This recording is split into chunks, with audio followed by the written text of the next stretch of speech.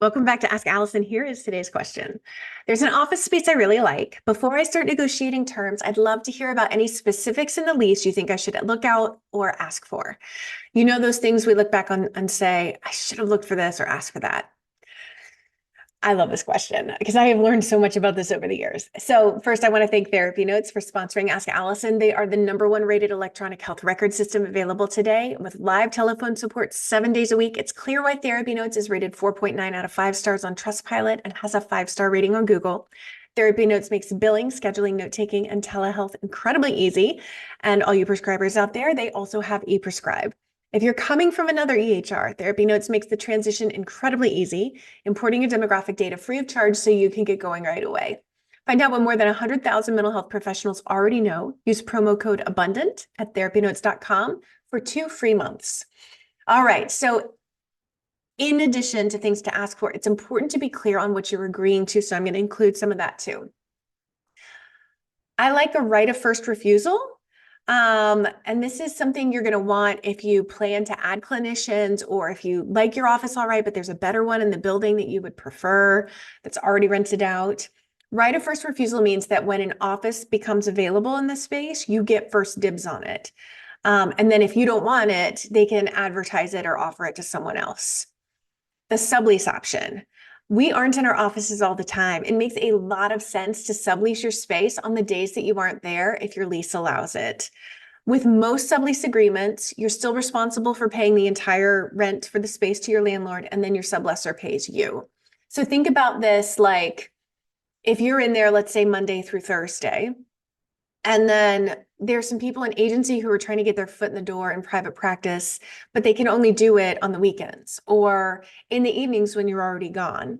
That's a great win-win for both of you. They're able to come into a space that's already furnished, so they don't have to add that too. I highly love a sublease option.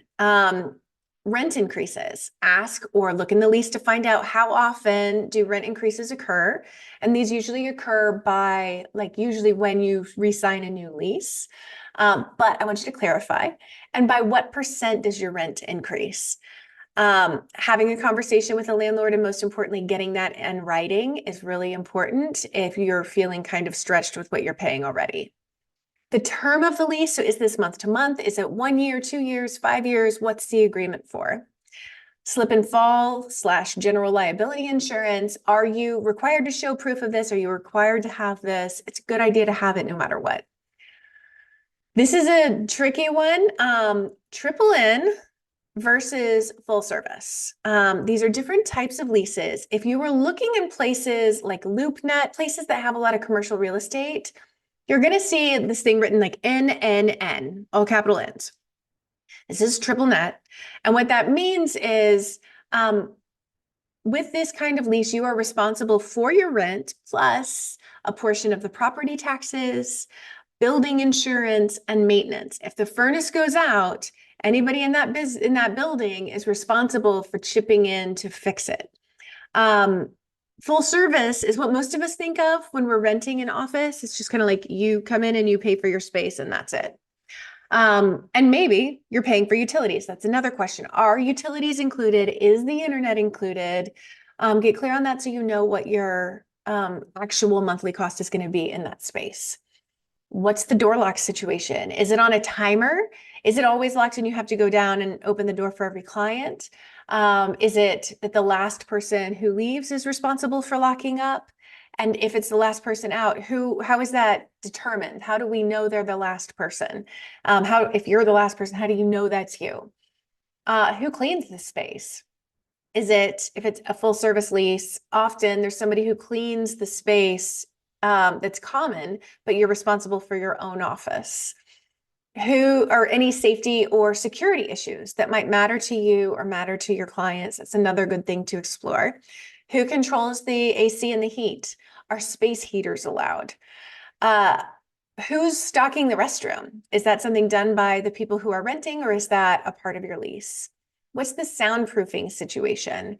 Are sound machines allowed in the hall? How are we making sure that the person in the waiting room isn't hearing every single word that your client is saying? What's the notification of maintenance policy? How much notice are you given if they need to change an air filter in your office, for instance?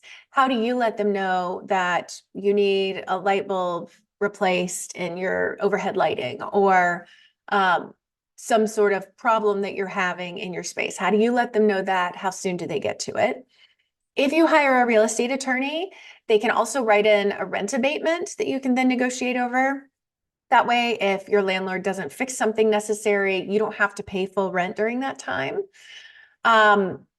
You can also ask about a force majeure clause, and that allows a tenant to stop paying rent and or to close if they're facing something like a pandemic. A lot of us had a really rough time during 2020 and part of 2021 paying rent for spaces we couldn't or wouldn't use.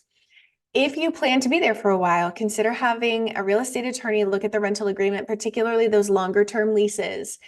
They go to school for a long time, just like we do, and they are going to see things that we might not, especially when contracts are usually written in really obtuse legalese that we're just not trained in.